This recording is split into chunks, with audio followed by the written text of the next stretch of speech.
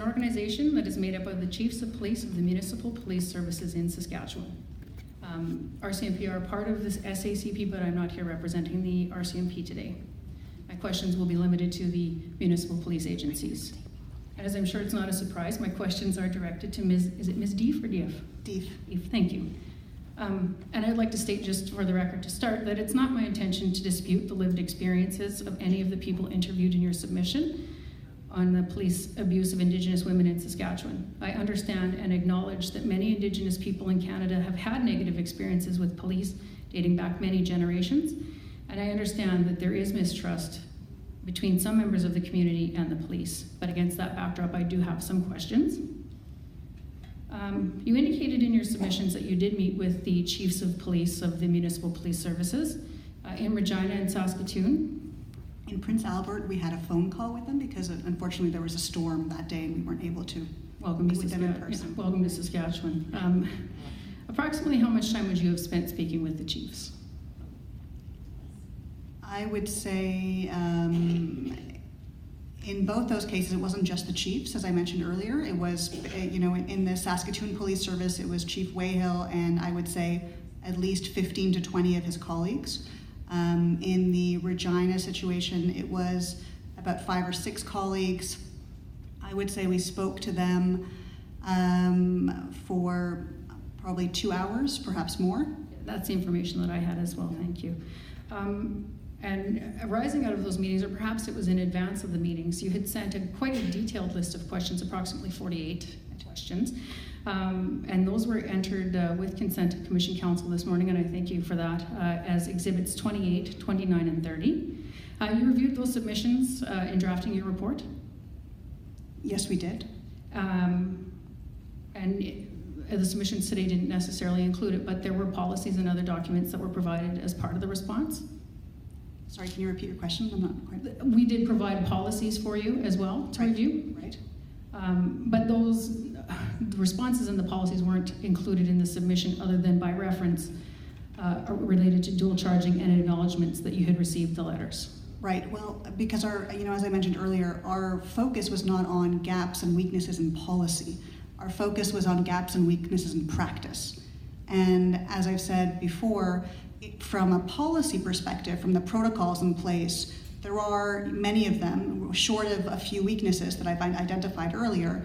They are quite good and in line with best practices that you would see in any other developed country that would have similar types of policing practices and policies.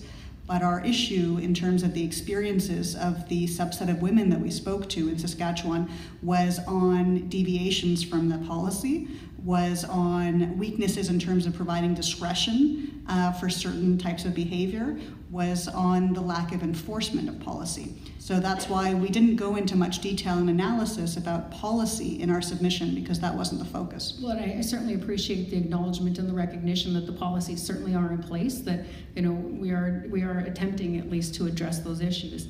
In terms of follow-up that happened after the release of the report, did you meet with any of the police services? Not as a follow-up. We met with Public Safety Canada in Ottawa.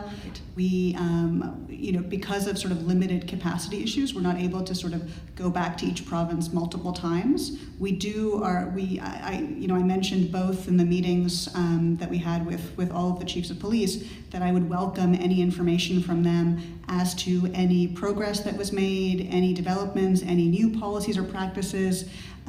Certainly I think that the burden at this stage, having done the research and the reporting, is really on the police services to then identify progress that they've made. I can't be in Saskatoon and Regina every day monitoring what the police services do and any types of new initiatives that they have with the community, but I would very much like to hear about them, because that's something that we would like to acknowledge in some way. Right, and I believe you said this morning that the response that you felt had come from the police services was a defensive one.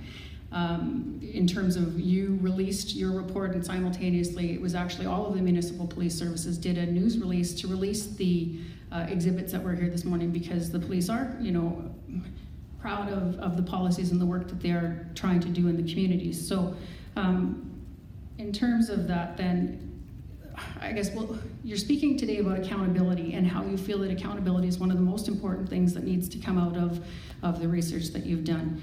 And I'll ask, if you recall receiving initial letters when you brought some of the concerns to the chiefs, there were letters that were drafted and sent to you asking for information about the allegations that were being made so that the chiefs could have those investigated and then try to hold the members accountable.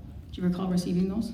I do recall, but it's not our policy to provide any information about the victims that we speak to, the survivors of violence and their experience with police, any information that would identify them to the police services in question. In fact, we interview them with the knowledge that we would keep their information confidential. So while the police services wanted information about the specifics of each case in order to follow up, that's certainly not something ethically that we could do. But you understand that it's difficult to hold them accountable if they don't have the information presented. It's not, the research that we do is not in order to hold specific police officers accountable for specific acts of misconduct or abuse.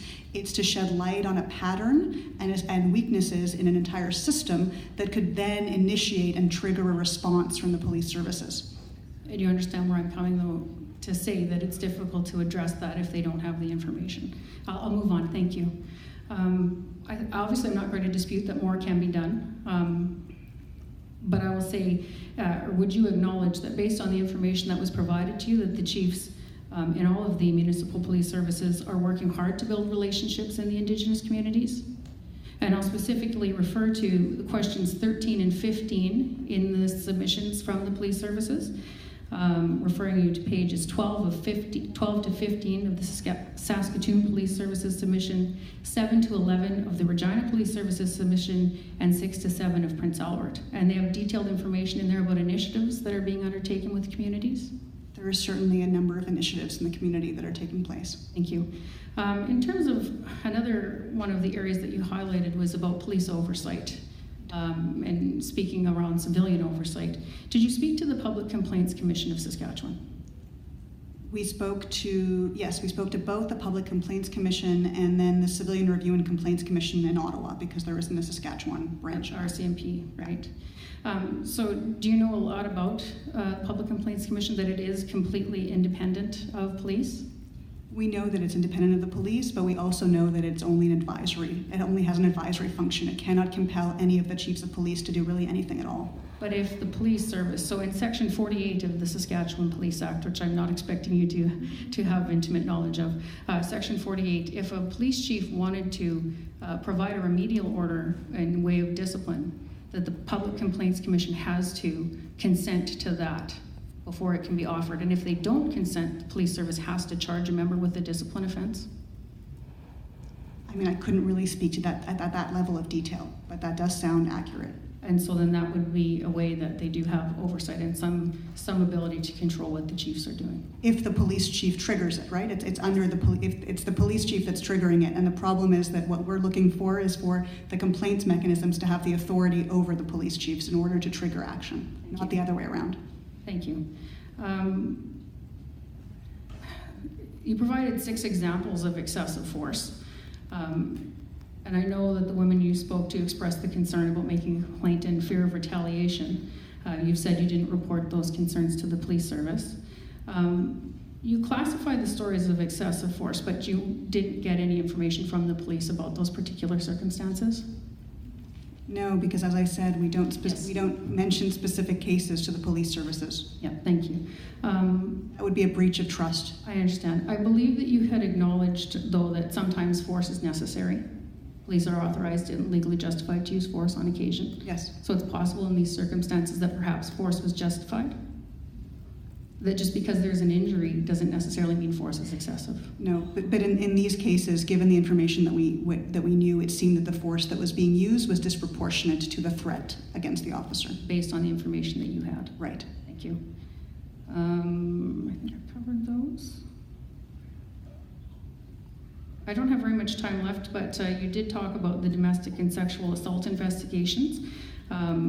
I will indicate that in the policies in Regina and Saskatoon, there is the aggressor I'm sorry, the words, I don't have them here. Primary aggressive, that is in the policies. And it's my hope that in a couple weeks when we're dealing with policing in Regina, that we will have some information about policies on domestic violence and sexual assault. Those are my questions. Thank you very much. Thank you.